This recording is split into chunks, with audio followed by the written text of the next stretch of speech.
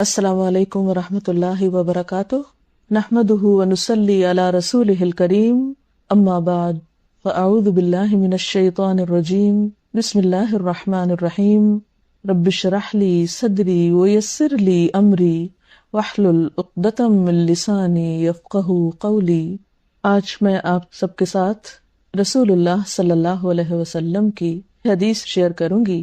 عن ابی ہریرہ قال قال رسول اللہ صلی اللہ علیہ وسلم ان اللہ لا ينظر الى صورکم واموالکم ولكن ينظر الى قلوبکم واعمالکم۔ سیدنا ابی ہریرہ رضی اللہ تعالی عنہ سے روایت ہے کہ رسول اللہ صلی اللہ علیہ وسلم نے فرمایا، بے شک اللہ تعالی تمہاری شکلیں اور تمہارے مال نہیں دیکھتا بلکہ وہ تمہارے دلوں اور اعمال کو دیکھتا ہے۔ اللہ تعالی کا بندوں کو دیکھنا کوئی معمولی چیز نہیں ہے۔ اور پھر اللہ تعالیٰ کی پسندیدہ چیزوں میں سے انسان کی صورت اور مال نہیں، کیونکہ ان دونوں چیزوں کا بنانے والا تو وہ خود ہے۔ وہ انسان سے کیا دیکھنا چاہتا ہے؟ اس کا دل۔ اور کون سا دل؟ قلب سلیم۔ اور پھر صرف دل ہی نہیں بلکہ انسان کے اچھے اعمال بھی۔ عام طور پر ہم اپنی شکل و صورت اور اپنے مالوں کو زیادہ سے زیادہ اچھا بنانے اور زیادہ سے زیادہ بڑھانے کی فکر میں رہتے ہیں۔ ہماری زندگی کا ایک بڑا حصہ، ایک بڑا وقت اپنی شکل و صورت کی فکر میں گزرتا ہے۔ مثلاً خاص طور پر خواتین چھوٹے چھوٹے داغ دھبے دور کرنے کے لیے بعض اوقات گھنٹوں اپنے آپ کو مشقت میں ڈالتی ہیں۔ بعض اوقات ہم اپنے میک اپ کے لیے اپنا ڈھیروں مال خرچ کر لیتے ہیں۔ بعض اوقات ایک چھوٹا سا بال ہمیں اپنے چہرے پر بہت بدنما نظر آتا ہے، لیکن ان ساری کوششوں کے باوجود ہم اللہ تعالیٰ کی نظر میں پسندیدہ نہیں ہو سکتے جب تک کہ ہمارا دل بھی خوبصورت نہ ہو اور ہمارے اعمال بھی خوبصورت نہ ہو۔ اسی طرح مال کمانے کی کوششوں میں بسا اوقات ہم اپنے سارے فرائض بھول جاتے ہیں اور ہم زیادہ سے زیادہ حاصل کرنے کی فکر کرتے رہتے ہیں، حتیٰ کہ دنیا سے رخصت ہونے کا وقت آ جاتا ہے، جیسا کہ قرآن پاک میں ایک جگہ آتا ہے، الہاکم التکاثر حتی زرتم المقابر، کہ غفلت میں ڈالے رکھا تم کو ایک دوسرے سے زیادہ حاصل کرنے یا کثرت کی طلب نے، یہاں تک کہ تم نے قبروں کی زیارت کر لی، یعنی دنیا سے رخصت ہو گئے۔ ایک انسان اگر دنیا کا سب سے امیر ترین انسان بن کے بھی مرے تو اللہ تعالیٰ کو اس کی کوئی پرواہ نہیں جب تک کہ اس کے دل اور عمل کی اصلاح نہ ہو۔ تو ہم سب کے لیے ضروری ہے کہ ہم پھر اپنے قلب کی اصلاح کی فکر کریں۔ یہاں پر لفظ قلوب استعمال ہوا ہے۔ اللہ تعالیٰ تمہارے دل کو دیکھتا ہے، اور دل ہی وہ چیز ہے جو انسان کو خود دیکھنے کی فرصت نہیں ہوتی۔ اللہ تعالیٰ کے علاوہ اگر کوئی کسی کے دل میں دیکھ سکتا تو وہ انسان کا اپنا ہی دل ہوتا ہے۔ لہٰذا اپنے دل کی اصلاح کی فکر جب تک ہم خود نہیں کرتے اور جب تک ہم اپنا علاج خود نہیں کرتے اور اس کے لیے خود محنت نہیں کرتے، اس وقت تک بات نہیں بنے گی۔ تو ہم سب کو اس پہلو کی طرف خاص طور پر توجہ دینے کی ضرورت ہے، کیونکہ دل ہی مرکز ہے ہمارے ارادوں کا، ہماری سوچوں کا، ہماری نیتوں کا۔ اور اگر ہماری کسی بھی کام میں نیت درست نہیں تو عمل خواہ بظاہر دیکھنے میں کتنا بھی خوشنما، کتنا بھی لوگوں کا من پسند، کتنا بھی بظاہر اچھا نظر آئے، لیکن وہ اچھا نہیں جب تک کہ وہ اللہ تعالیٰ کی نگاہ میں اچھا نہیں۔ اور اللہ تعالیٰ کی نگاہ میں وہی عمل قابل قبول ہے جس کے پیچھے اچھی نیت ہے، اچھا ارادہ ہے، اور نیت اور ارادوں کا تعلق پھر دل سے ہے۔ دل کی اصلاح میں سب سے پہلے تو ہمیں فکر یہ کرنی چاہیے کہ اس میں ہمارا دل ہر طرح کے شرک سے پاک ہو، کفر سے پاک ہو، منافقت سے پاک ہو۔ یہ تین بنیادی چیزیں ایسی ہیں جو دل کی بڑی بیماریاں آپ کہہ سکتے ہیں۔ اگر انسان دل میں اللہ کے علاوہ کسی اور کی محبت رکھتا ہے اور وہ محبت اللہ کی محبت پہ غالب آ جاتی ہے، اسی طرح اگر دل میں اللہ تعالیٰ سے بڑھ کر کسی اور کا خوف ہے، یا پھر انسان اپنے نیک اعمال کسی اور کو دکھانے کے لیے کرتا ہے، تو یہ تمام چیزیں شرک میں شمار ہوتی ہیں۔ عام طور پر ہم شرک کا معنی یہ سمجھتے ہیں کہ غیر اللہ کے لیے سجدہ کرنا، یا غیر اللہ کے لیے نظر و نیاز کرنا، یا اللہ تعالیٰ کے علاوہ کسی اور سے دعا مانگنا۔ لیکن شرک صرف یہیں پر ختم نہیں ہوتا۔ جب انسان کوئی بھی نیک کام اللہ تعالیٰ کے علاوہ کسی اور کی خوشنودی کے لیے بھی کرتا ہے تو پھر وہ بھی شرک کا ہی شکار ہوتا ہے۔ قرآن پاک میں اللہ تعالیٰ فرماتے ہیں من کان یرجو لقاء ربہ فلیعمل عملا صالحا ولا یشرک بعبادۃ ربہ احدا، کہ جو شخص اللہ تعالیٰ سے ملاقات کا امیدوار ہو اسے چاہیے کہ اچھے کام کرے اور اپنے رب کی عبادت میں کسی ایک کو بھی شریک نہ کرے. یعنی عبادت سے مراد یہاں نماز، روزہ، حج، زکوٰۃ کے علاوہ باقی نیک اعمال بھی ہیں کہ جب انسان کوئی بھی اچھا کام کرے، خواہ وہ چھوٹا ہو یا بڑا، تو اس میں اس کے دل میں، اس کی نیت میں ہونا یہ چاہیے کہ میں اس کا صلہ اپنے رب سے چاہتا ہوں، مجھے اس کا اجر اپنے رب سے چاہیے، اور میں اپنے رب ہی کی رضا کے لیے یہ سب کچھ کر رہا ہوں. کیونکہ حقیقت یہ ہے کہ اللہ تعالیٰ ہی کا احسان ہم پر سب سے بڑھ کر ہے. کوئی بھی چیز نہ اس کے برابر ہے نہ اس جیسی ہے، لہٰذا کسی اور کا وہ حق ہم پر ہے ہی نہیں جو اللہ تعالیٰ کا ہے. لہٰذا شکر گزاری ہو یا پھر کسی بھی قسم کی نیکی کی کوئی نیت اور ارادہ اور کوشش ہو، وہ سب کی سب اللہ تعالیٰ ہی کے لیے خالص ہونی چاہیے. لیکن ایسا کرنا انسان کے لیے آسان نہیں ہے، یہ بے حد مشکل کام ہے، اور اس کے لیے باقاعدہ انسان کو اپنی زندگی میں کچھ کاموں کی پلاننگ کرنا ہوگی، جب جا کر یہ مقصد حاصل ہو سکتا ہے. پھر اسی طرح شرک کے علاوہ جو چیزیں انسان کو نقصان دیتی ہیں وہ منافقت ہے. دل میں کچھ، زبان پر کچھ. اس معاملے میں انسان کو خود ہی اپنا محاسبہ کرنے کی ضرورت ہے کہ جو کچھ میں بول رہا ہوں کیا واقعی میرے دل میں بھی وہی ہے، یا دل میں کوئی اور ارادہ اور نیت ہے اور زبان سے کچھ اور ظاہر کیا جا رہا ہے. اسی طرح قول و فعل کے تضاد کے علاوہ انسان کے وعدے میں، انسان کی امانتوں میں، انسان کی گفتگو میں دو رخا پن، یہ تمام چیزیں پھر منافقت کی نشانیوں میں شمار ہو جاتی ہیں. یعنی امانت میں خیانت، وعدہ خلافی، جھوٹ، اور اسی طرح گفتگو میں، جھگڑے میں گالی گلوچ وغیرہ، یہ تمام چیزیں. اسی طرح نماز وغیرہ کے لیے سستی کرنا، صدقہ خیرات دکھاوے کا کرنا، بنیادی طور پر سب منافقت کی علامتیں ہیں. اور منافقت دل کا روگ ہے، جیسے کہ سورۃ البقرہ میں اللہ تعالیٰ فرماتے ہیں فی قلوبہم مرض فزادہم اللہ مرضا وَلَهُمْ عَذَابٌ أَلِيمٌ بِمَا كَانُوا يَكْذِبُونَ، کہ ان کے دلوں میں بیماری ہے. تو منافقت دل کی بیماری کا نام ہے، اور دل کی اس بیماری سے ہی انسان کے سٹینڈرڈز ڈبل ہو جاتے ہیں، اس کے عمل میں تضاد ہوتا ہے، اور پھر یہ عمل کا تضاد ہر چیز میں جھلکنے لگتا ہے. جو شخص اس بیماری پر خود قابو نہیں پاتا تو اللہ تعالیٰ بھی اس کو ڈھیل دیتا ہے، اور اس انسان کی بیماری پھر بڑھتی چلی جاتی ہے.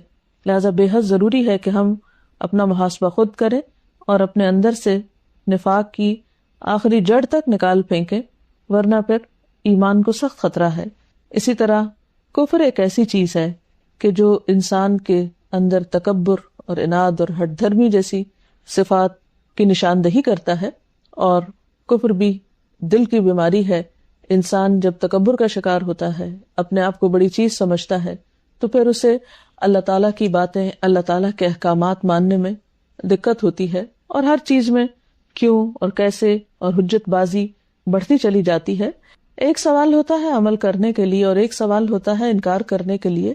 وہ تمام سوالات جو انسان کسی کام کے کرنے کے لیے، کسی دین کے معاملے کو سمجھنے کے لیے کرتا ہے، وہ سوال پسندیدہ ہے. لیکن وہ سوال جو کسی کام کو نہ کرنے کی نیت سے کیے جائیں کہ کسی طرح کوئی چھوٹ مل جائے یا کوئی ایسا طریقہ ہو کہ جس سے ہمیں موقع مل جائے دین سے دور بھاگنے کا، تو یہ طریقہ درست نہیں ہے، اور یہ سب کچھ ڈپینڈ کرتا ہے دل کی کیفیات پر.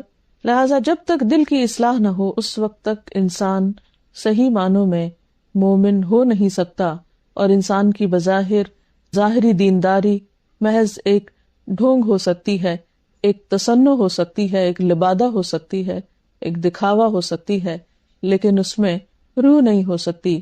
اس کی مثال ایسے ہی ہے کہ جیسے آرٹیفیشل پھول ہوتے ہیں یا آرٹیفیشل پھل ہوتے ہیں، دیکھنے میں بہت خوبصورت نظر آتے ہیں اور بعض اوقات اصل سے بھی بہت قریب نظر آتے ہیں، لیکن ان آرٹیفیشل پھولوں میں نہ خوشبو ہوتی ہے، نہ ان کو چھو کر یا ان کے قریب جا کر ان سے کوئی فائدہ اٹھایا جا سکتا ہے، صرف محض دیکھنے کی حد تک وہ خوبصورت نظر آتے ہیں. اسی طرح جس عمل میں اخلاص نہ ہو، جس عمل کے اندر ایمان نہ ہو، اللہ تعالیٰ کی رضا نہ ہو، اس عمل میں بھی پھر وہ محض پلاسٹک کے پھولوں یا نقلی پھولوں جیسا طریقہ کار ہوگا، اور یہ اللہ تعالیٰ کو پسند نہیں، کیونکہ اللہ تعالیٰ کو دھوکہ نہیں دیا جا سکتا. یہ دھوکہ دینا بھی منافقین ہی کی علامت ہے. یخادعون اللہ والذین آمنوا وما یخدعون الا انفسهم.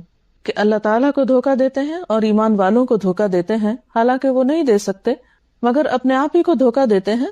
اور انسان جب اس قسم کی دھوکہ بازی یا دکھاوا کرتا ہے یا لوگوں کی نظر میں اچھا بننے کے لیے نیک عمل کرتا ہے، حالانکہ اس کے سامنے اللہ تعالیٰ کی رضا نہیں ہوتی، ایسا عمل نہ تو اللہ تعالیٰ کی نظر میں پسندیدہ ہے اور نہ ہی وہ انسان کے اندر واقعی ایک پرماننٹ کردار اور اخلاق اور عمل کی تبدیلی کا سبب ہوتا ہے۔ ایسا شخص وقتی طور پر کسی چیز سے متاثر ہو کر اپنا ایک عمل ظاہر کرتا ہے اور پھر جب وہ تاثر ختم ہوتا ہے تو اس کا عمل بھی بدل جاتا ہے۔ اسی لیے کہیں کسی ایک طرز عمل کا مظاہرہ کرتا ہے اور کہیں دوسرے طرز عمل کا، اندر سے کچھ ہوتا ہے اور باہر سے کچھ۔ تو جب تک ان چیزوں کی اصلاح نہ ہو اس وقت تک ہم صحیح مومن بن نہیں سکتے، صحیح طور پر اسلام کی نمائندگی بھی نہیں کر سکتے، اور ایسا عمل اللہ تعالیٰ کو راضی کرنے کا سبب بھی نہیں ہو سکتا۔ لہٰذا بے حد ضروری ہے کہ ہم اپنے دلوں کو اس قابل بنائیں کہ واقعی ہم اللہ تعالیٰ کو دکھانے کے قابل ہو سکیں۔ آپ اپنے دلوں کے اندر جھانک کر دیکھیے کہ کیا کچھ ہے وہاں پر، کہیں کسی کے لیے نفرت، بدگمانی، حسد، غصہ اور اس قسم کے جذبات تو نہیں۔ یقینی طور پر انسان کی زندگی میں ایسے مراحل آتے رہتے ہیں کہ جس میں انسان کو غصہ بھی آتا ہے، کسی کے خلاف بدگمانی بھی ہو سکتی ہے، لیکن ایسی بہت سی چیزوں کو دل کے اندر ٹھہرنا نہیں چاہیے۔ فارگیو اینڈ فارگیٹ کے اصول پر عمل کرتے ہوئے دوسروں کو معاف کر دینا چاہیے اور اپنے دل کو دھوتے رہنا چاہیے، اور ظاہر ہے کہ اس کے لیے پھر کچھ طریقے ایسے اختیار کرنا ہوں گے کہ انسان ایسی کیفیات سے جلد باہر آ سکے۔ بہرحال ایمان کفر کے منافی چیز ہے، اخلاص نفاق کے منافی چیز ہے، اسی طرح توحید شرک کے منافی چیز ہے۔ تو جب تک ہم پر ان چیزوں کے مفاہیم واضح نہیں ہوتے اس وقت تک حقیقت میں اصلاح ہو نہیں سکتی۔ لہذا بے حد ضروری ہے کہ ہم توحید کا معنی صحیح طور پر سمجھیں، ہم اسلام میں پورے کے پورے داخل ہوں اور ہمارے اندر واقعی اخلاص اور تقوی کی روح بھی ہو۔ صحابہ کرام کے دلوں کے بارے میں اللہ سبحانہ وتعالیٰ قرآن پاک میں فرماتے ہیں وَلَكِنْ حَبَّبَ إِلَيْكُمُ الْإِيمَانَ وَزَيَّنَهُ فِي قُلُوبِكُمْ، اللہ نے تمہارے لیے ایمان کو محبوب ترین چیز بنا دیا اور اسے تمہارے دلوں میں سجا دیا۔ یعنی صحابہ کرام کے دل ایمان کے ساتھ سجے ہوئے تھے، یعنی ایمان کی ایسی کیفیت تھی ان کے اندر کہ واقعی وہ ایک خوبصورت عمل کرنے والے تھے، اور وہی خوبصورتی پھر ان کی گفتگو میں، ان کے معاملے میں، ان کے اخلاق میں، ان کے رویوں میں، ان کے طور طریقوں میں، ان کے ساری زندگی کے معاملات میں نظر آتی تھی۔ آج ہم بھی وہی قرآن پڑھتے ہیں جو صحابہ کرام پڑھتے تھے، آج ہم بھی وہی حدیثیں پڑھتے ہیں جو وہ پڑھتے تھے اور دیکھتے تھے، لیکن اتنا بڑا فرق کیوں ہے؟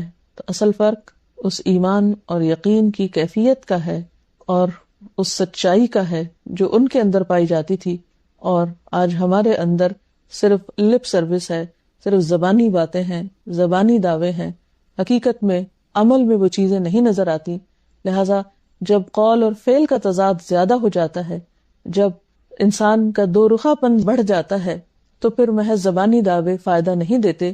اس لیے اللہ تعالیٰ سے دعا بھی کرنی چاہیے اور ان طریقوں کو اختیار بھی کرنا چاہیے جو ہمیں واقعی مخلص مومن بنا سکے اور اس قابل بنا سکے کہ ہم اپنے دلوں اور اپنے اعمال کو لے کر جب اللہ تعالیٰ کے حضور حاضر ہوں تو واقعی اللہ تعالیٰ ہم سے راضی اور خوش ہو جائے، جیسے صحابہ کرام سے راضی ہوا تھا۔ رضی اللہ عنہم ورضوا عنہ، کہ اللہ ان سے راضی ہو گیا اور وہ سب اللہ سے راضی ہو گئے۔ لہٰذا اس کیفیت کو پانے کے لیے ہمیں وہ کام کرنے ہوں گے جس سے اللہ تعالیٰ ہم سے راضی ہو۔ اس کے لیے کیا کرنا ہوگا؟ ہمیں صحیح علم اور صحیح کمپنی اختیار کرنی ہوگی۔ جب تک نالج کے سورسز درست نہ ہوں اور جب تک ماحول میں آپ کے اچھے دوست نہ ہوں، اس وقت تک آپ کے پاس اچھا بننے کے چانسز بہت کم ہیں۔ لہٰذا انسان ایک طرف علم حاصل کرنے کی کوشش کرے اور پھر یہ بھی ضرور دیکھے کہ اس کے علم کا سورس کیا ہے، کیا واقعی کتاب اور سنت ہے یا اس کے علاوہ محض لوگوں کی باتیں۔ اور اسی طرح صرف علم بھی کافی نہیں، اس کے لیے ماحول ضروری ہے۔ اب آپ یہ کہہ سکتے ہیں کہ ماحول ہمارے پاس نہیں تو ہم کیا کریں؟ نہیں، یا تو آپ کسی ماحول میں خود کو ضم کر لیں یا پھر اپنا ماحول خود بنائیں۔ اس کو آپ ایک اور طریقے سے بھی دیکھ سکتے ہیں۔ فزیکلی بھی ہمارے دل کی صحت کا انحصار اس بات پر ہوتا ہے کہ ہماری ڈائٹ بھی بیلنس ہو، ہمارا ویٹ بھی مناسب ہو ہمارے ہائٹ وغیرہ کے اعتبار سے، اسی طرح ہمارا ماحول صاف ہو، اسموکنگ نہ ہو، پراپر ایکسرسائز ہو، اور پھر اسی طرح فریکوینٹ چیک اپ بھی ہوتا رہے ایک سرٹن ایج کو پہنچ کر، ہم سٹریس سے آزاد ہوں. تو اسی طرح دل کی روحانی صحت کے لیے بھی بے حد ضروری ہے کہ ہم صحیح مقدار میں علم حاصل کرنے والے ہوں، جسے صحیح خوراک چاہیے، جسم کو بیلنس ڈائٹ چاہیے. اسی طرح ایک بیلنس علم بھی چاہیے، ایک متوازن قسم کی سوچ چاہیے ہمیں. پھر اسی طرح ہم صرف علم لینے والے بھی نہ ہوں بلکہ اس کے ساتھ دینے والے بھی ہوں، ان چیزوں کو آگے شیئر کرنے والے بھی ہوں. جیسے ایک انسان اگر کھانا کھاتا ہے اور صرف اچھی غذا لیتا ہی چلا جائے اور کوئی ایکسرسائز نہ کرے تو وہ اس کا اوور ویٹ ہونے کا سبب بن جائے گا. تو اسی طرح اگر انسان صرف علم لینے والا ہی ہو اور صرف پڑھتا ہی رہے اور آگے اس علم کو دوسروں کے ساتھ شیئر نہ کرے تو بھی دل کی صحت نہیں ہو سکتی. پھر اسی طرح جیسے ایک ڈاکٹر کے پاس فریکوینٹ وزٹ کرتا ہے انسان، اگر پتہ چل جائے کہ اس کے اندر کوئی بیماری ہے، تو اسی طرح جب ہمیں پتہ چل جائے کہ ہمارے دل کے اندر حسد، کبر، حرص، بغض اور اسی قسم کی اور بہت سے غم و غصے موجود ہیں اور ہمارا دل بیمار ہے، تو ہمیں اس کے لیے بھی ایسے انسان کے پاس جانے اور ایسے استاد اور ایسے رہنما کی ضرورت ہو سکتی ہے اور ایسے دوستوں کی کہ جو واقعی ہمارا محاسبہ کر سکیں اور پھر ان کے سجیسٹ کیے ہوئے علاج کو ہم اختیار بھی کریں. اور پھر اسی طرح جیسے دل کی جسمانی صحت کے لیے ضروری ہے کہ ہم سٹریس فری ہوں، اسی طرح ہمارے اندر اللہ پر ایمان، تقدیر پر ایمان اور اس کے ساتھ ساتھ توکل کا ہونا بے حد ضروری ہے. جب تک یہ کوالٹیز ہمارے اندر پیدا نہیں ہوتی اس وقت تک ہم صحیح معنوں میں دل کو صحت مند نہیں بنا سکتے اور دل کا علاج نہیں کر سکتے. تو اللہ تعالیٰ سے دعا ہے کہ وہ ہمیں ایسے مواقع عطا کرے، ایسا ماحول عطا کرے کہ جس سے ہم صحیح معنوں میں مسلمان بن جائیں. ہمارا اسلام صرف ہماری زبان تک نہ ہو، صرف ہماری گفتگو تک نہ ہو، بلکہ وہ ہمارے اعمال اور رویوں اور معاملات میں بھی شامل ہو. اس کے ساتھ ہی میں اپنی گفتگو اس وقت ختم کروں گی. میں چاہوں گی کہ آپ کے ذہن میں جو سوال ہیں وہ میرے پاس آئیں اور میں آپ کے سوالات کی روشنی میں آپ کو جواب دوں، کیونکہ یک طرفہ گفتگو سے بات نہیں بنے گی. تو بات یہ ہے کہ میں آپ سے یہ چاہوں گی کہ آپ سوال موضوع کی مناسبت سے کیجئے، پھر اس کے بعد جنرل کویسچن ہو سکتے ہیں، لیکن سب سے پہلے ضروری ہے کہ آپ کے سوالات جو آج کی اسپیچ سے متعلق ہیں، اگر کوئی بات آپ کو سمجھ نہیں آ رہی تو اس سے متعلق آپ سوال کیجئے. آپ نے سوال کیا ہے کہ what are several ways that we can cure our heart، کہ وہ کون سے مختلف طریقے ہو سکتے ہیں جس میں ہم اپنے دلوں کی بیماریوں کی اصلاح کر سکتے ہیں. جیسے میں نے ابھی عرض کیا، اگر آپ نے میری گفتگو کا آخری حصہ سنا ہو تو اس میں نے آپ سے یہ ذکر کیا کہ جس طرح ہم جسمانی طور پر اپنے دل کی صحت کے لیے جو طریقے اختیار کرتے ہیں، اسی طرح ہمیں روحانی صحت کے لیے بھی مختلف طریقے اختیار کرنے ہوں گے. مثلاً آپ کو میں نے یہ بتایا کہ دل کی بیماری کا سبب جیسے سٹریس ہوتا ہے، اوور ویٹ ہونا ہوتا ہے، ان بیلنس ڈائٹ ہے، اسموکنگ ہے اور اپنے ہیلتھ کے بارے میں اوور آل کیئر لیس ہونا ہے. تو اب آپ کو ان چیزوں سے نجات حاصل کرنی ہوگی، اور اس کے لیے کیا ضروری ہے کہ جیسے فوڈ کا انٹیک ہوتا ہے اسی طرح علم کا انٹیک ہونا چاہیے، اور ایک بہت متوازن طریقے سے. محض صرف کسی ایک ہی چیز کو پڑھتے نہ چلے جائیں، بلکہ قرآن اور سنت. اور قرآن میں آپ دیکھیں کہ صرف ایک ٹاپک پر ایک ہی صورت نہیں چلتی، بلکہ ایک ہی صورت کے اندر مختلف چیزیں آتی چلی جاتی ہیں اور مختلف طریقے سے انسانوں کے سوالات کے جواب اس میں ملتے ہیں. تو قرآن پاک کے مطالعے کے ساتھ ساتھ مطالعہ حدیث بہت ضروری ہے. اسی طرح آپ کو جو علم حاصل ہوتا ہے اس کو آگے دوسروں کے ساتھ بھی شیئر کرنا ہوتا ہے، کیونکہ جب آپ دوسرے سے بات کرتے ہیں تو اس سے اپنے دل کے جذبات کا اظہار کر رہے ہوتے ہیں اور اس کو اپنی کیفیات بتا رہے ہوتے ہیں. جیسے آپ کھانا کھاتے ہیں اور پھر آپ ایکسرسائز کرتے ہیں، صرف ڈائٹ ہی سے صحت نہیں ہوتی بلکہ ایکسرسائز ضروری ہوتی. اسی طرح آپ علم حاصل کرتے ہیں اور اس کے ساتھ ساتھ اس کو برن بھی کرتے ہیں، یعنی آگے بھی دیتے ہیں، ایک طرح سے روشنی پھیلاتے ہیں. پھر اسی طرح اسموکنگ دل کے لیے بڑی نقصان دہ ہے. اس کا مطلب یہ کہ ماحول کی پولوشن جو ہے وہ انسان کو بیمار کرتی ہے. تو اس کے لیے ضروری ہے کہ آپ پولوشن فری ماحول اختیار کریں. تو دل کی صحت کے لیے بھی ضروری ہے کہ جو ماحول ہے آس پاس کا یہ اچھا ہو. پھر اسی طرح جیسے آپ ڈاکٹر کے پاس جاتے ہیں، فریکوینٹ وزٹ کرتے ہیں، اسی طرح آپ اپنے کسی استاد کے پاس، کسی قریبی دوست کے پاس اپنے دل کی بیماریوں کا ذکر کر کے اس سے حل پوچھ سکتے ہیں. مثلاً اگر آپ کو غصہ بہت آتا ہے، یا آپ کے اندر حسد جیسی بیماری ہے، یا حرص ہے، یا حب دنیا ہے، یا وٹ ایور، تو جو بھی بیماریاں ہیں اس کے حسب حال ہر شخص اپنے اپنے کیس کو الگ طور پر سمجھتا ہے اور اس خاص بیماری کے لیے خاص قسم کا علاج اپنے استاد سے سجیسٹ کرا سکتا ہے. جی اب آپ سوال پوچھ لیجئے. کہ ایک عام انسان کے لیے بعض اوقات یہ ڈسکریمنیٹ کرنا مشکل ہوتا ہے کہ وہ کیا پڑھ رہا ہے اور کیا نہیں پڑھ رہا، لیکن اگر آپ بنیادی طور پر قرآن پاک کے ساتھ ایک تعلق رکھتے ہیں اور مثلاً اگر آپ اس کا جیسے لفظی ترجمہ سیکھ رہے ہیں یا آپ اس کے ٹرانسلیشن کو بار بار پڑھتے ہیں تو آپ کے اپنے اندر ایک میزان قائم ہو جاتا ہے. پھر اسی طرح جب دوسری چیزیں آپ پڑھتے ہیں تو آپ ایک فلٹریشن کے اصول پر عمل کرتے ہوئے بہت سی چیزوں کو فلٹر کر لیتے ہیں. اور فلٹریشن میں آپ دیکھیے کہ اللہ تعالیٰ نے ہمارے جسم میں بھی مختلف طرح کے فلٹریشن کے سسٹم رکھے ہوئے ہیں، ہمارے ناک، ہمارے کان، ہماری آنکھوں کے لیے، ان کی حفاظت کے لیے. تو اسی طرح ہمارے دل اور دماغ کی حفاظت کے لیے بھی فلٹریشن کا عمل جو ہے وہ ضروری ہے، اور اس کے لیے آپ کے اپنے اندر ایک فرقان ہونا چاہیے. دوسرا یہ کہ بیرونی ذرائع میں بھی ایسی کتابیں اور ایسی چیزیں موجود ہیں جو انسان کو اگر علم حاصل کرتا رہے تو ایک وقت آتا ہے کہ وہ خود بھی اس کو سمجھنے لگتا ہے. عموماً مشکل اس وقت ہوتی ہے جب ہم بالکل کچھ پڑھتے نہیں ہیں اور بس پھر جو ہاتھ لگے اسے دیکھنے لگتے ہیں. تو علماء نے اس پہ بہت محنت کی ہے، صحیح اور ضعیف کو الگ الگ نکال کے رکھا ہے، اور ایسے اسکالرز اور ایسی سورسز موجود ہیں کہ جو آپ کو اس کے بارے میں بتا بھی سکتے ہیں. ڈھونڈنے سے سب چیزیں مل سکتی. اگر آپ نے شروع سے لیکچر سنا ہو تو میرا خیال ہے کہ سب سے پہلے میں نے جو سند پڑھی ہے عربی میں اور پھر اردو میں، دونوں میں نے رسول اللہ صلی اللہ علیہ وسلم کا نام لیا ہے. اور جہاں بھی آپ کی کوئی بات ہوتی ہے یا حدیث کوٹ ہوتی ہے وہاں آپ کا نام لیا جاتا ہے. اور اس وقت بھی میں نے، اتفاق کی بات ہے کہ آج درس قرآن دینے کی بجائے درس حدیث دیا ہے، اور صرف آپ کا نام ہی نہیں لیا بلکہ آپ کے کلام کو بھی آپ کے سامنے رکھا ہے اور حدیث ہی کا درس دیا ہے. تو حدیث کا درس رسول اللہ صلی اللہ علیہ وسلم کا نام لیے بغیر اور آپ پر درود پڑے بغیر کیسے ہو سکتا ہے؟ آپ خود ہی سوچیے اس بات کو. آپ نے سوال کیا تھا کہ آپ اپنے ہسبینڈ کو کس طرح اس راستے پر لا سکتے ہیں. بات یہ ہے کہ آپ خود کیسے اس راستے پر آئی ہیں. جس راستے سے آپ خود آئی ہیں اسی راستے کو آپ انہیں بھی دکھا دیجئے تو انشاءاللہ تعالیٰ ان کے لیے بھی آسان ہو جائے گا. جی میرا سوال یہ ہے کہ بعض دفعہ کوئی بڑا آپ کی فیملی کا ممبر یا آپ کے ماں باپ یا بہن بھائی بیٹے مطلب کسی کی بات آپ کو بری لگ جاتی ہے، کوئی بات آ جاتی ہے اور آپ لحاظ نہ تو شکایت بھی نہیں کر پاتے نہ دل صاف کر پاتے ہیں، تو اس صورت میں آپ اپنا دل کیسے صاف کریں گے؟ آپ کی بات درست ہے کہ بعض اوقات انسان کسی ایسے شخص سے ہرٹ ہو جاتا ہے جس کو بتا بھی نہیں سکتا اور پھر وہ دل ہی دل میں غصہ رکھتا ہے اور مشکل ہوتی ہے اس کو اپنی اصلاح کرنے میں. تو بات یہ ہے کہ اگر آپ دوسرے انسان کی صرف پھر برائی کو ہی یاد نہ رکھے، اس کی کسی اچھائی کو یاد کر لیں تو انشاءاللہ وہ غصہ کم ہوگا. دوسرا یہ ہے کہ اپنے بارے میں سوچیں کہ ہم سے بھی تو غلطیاں ہو جاتی ہیں، معلوم نہیں ہم نے کتنے لوگوں کو ہرٹ کیا ہوگا، کتنے لوگوں کو تکلیف دی ہوگی.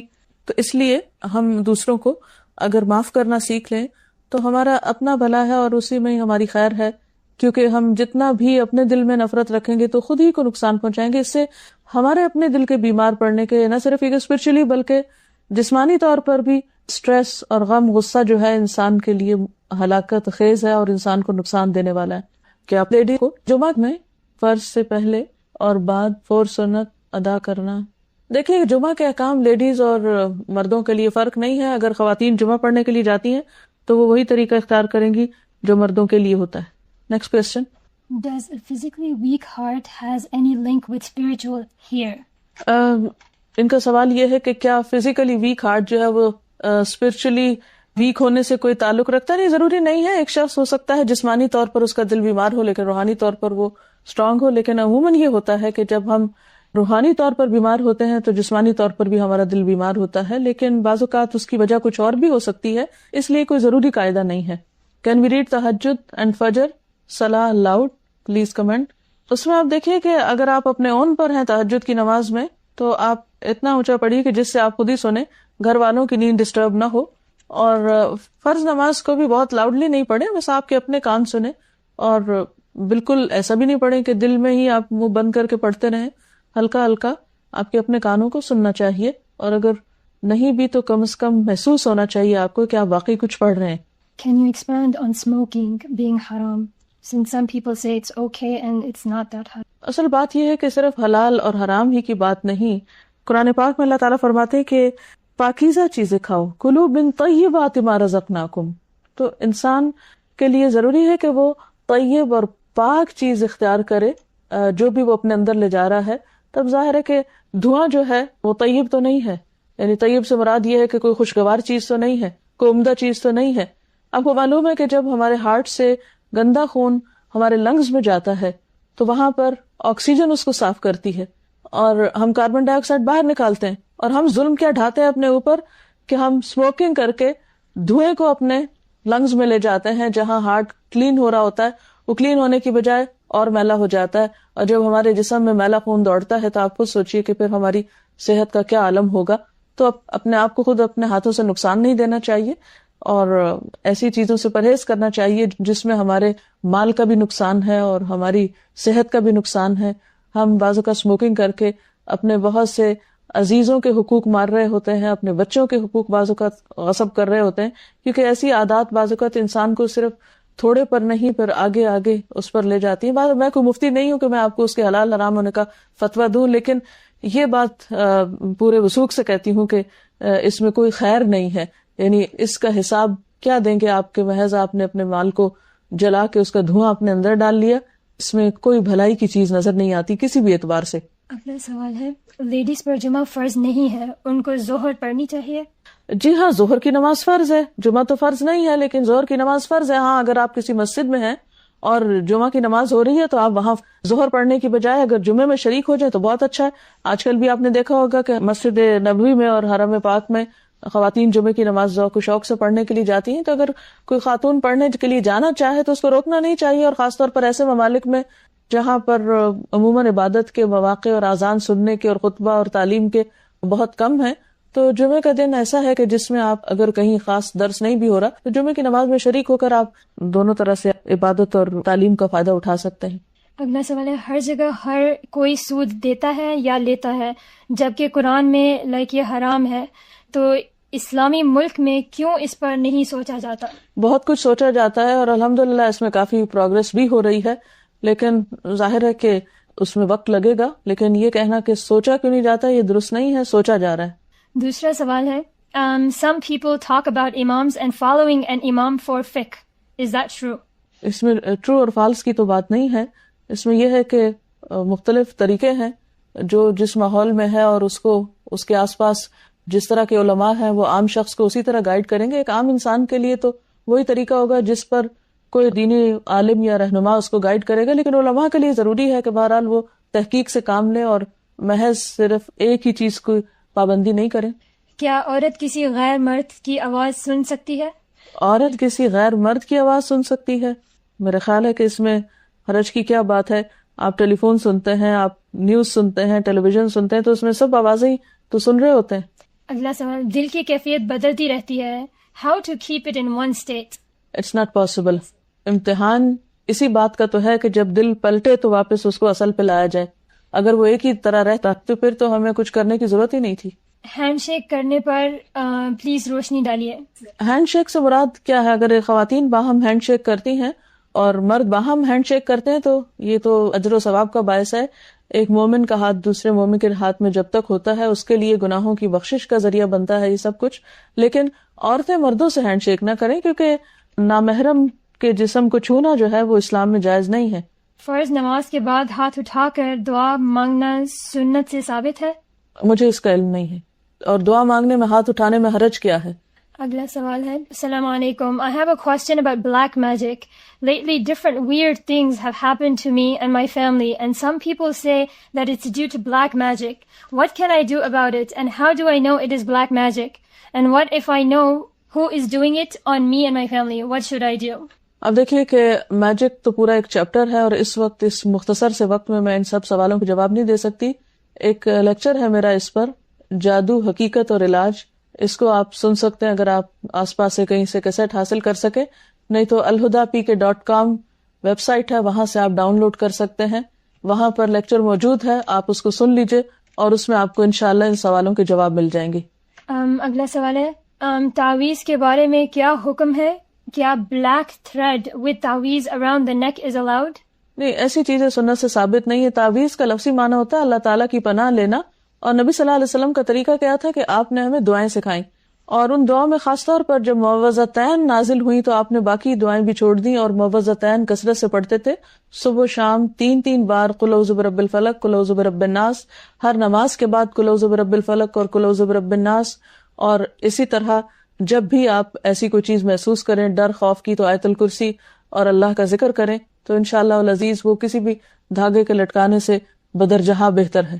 What is the best dua for our parents that are alive and our parents that have passed away? اللہ تعالیٰ نے خود قرآن پاک میں سکھائی ہے رب ارحمہما کما ربیانی صغیرا.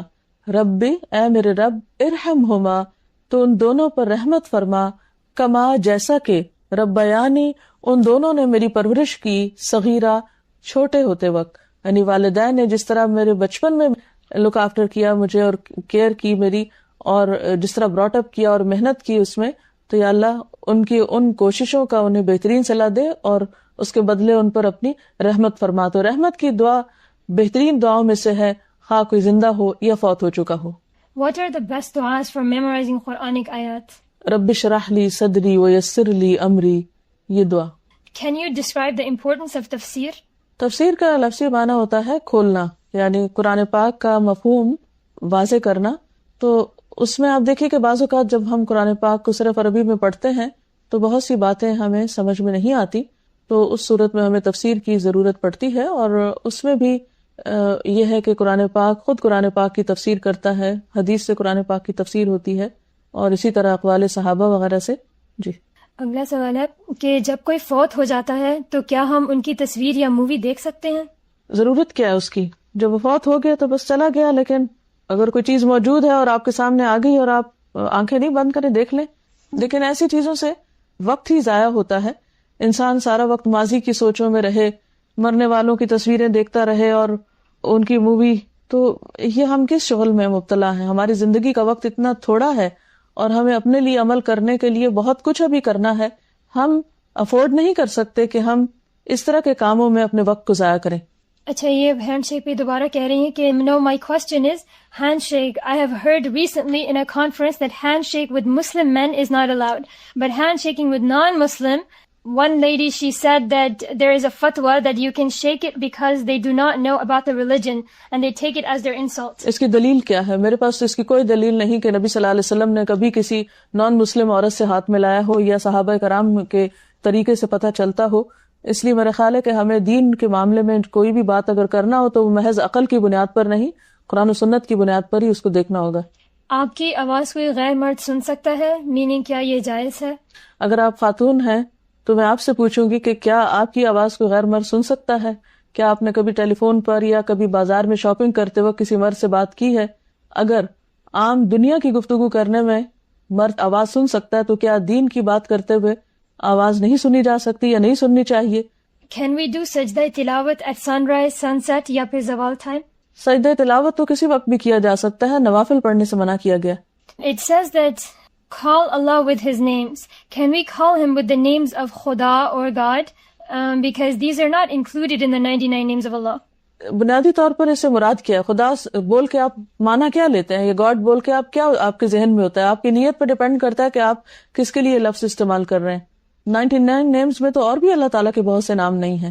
I live in an isolated place in Canada. How can I improve my spiritual self? اب تو کمیونیکیشن کے ذرائع اتنے زیادہ ہیں، آپ ٹیلی فون پر اپنی اور بہنوں سے رابطہ رکھ سکتی ہیں ود ان کینیڈا یا اور جگہوں پر بھی، اور اس طرح کا سلسلہ ہو سکتا ہے. اور اس کے ساتھ ساتھ آپ اچھی سائٹس پہ جا کے قرآن پاک کی تجوید سیکھیے، قرآن پاک کو بہتر بنائیے، تفسیر پڑھیے اور بہت سے کام جو آپ اچھے کر سکتے ہیں، تو انشاءاللہ وقت گزرنے کا پتہ ہی نہیں چلے گا آپ کو. سبحانک اللہم وبحمدک نشہد ان لا الہ الا انت نستغفرک ونتوب الیک. والسلام علیکم ورحمۃ اللہ وبرکاتہ.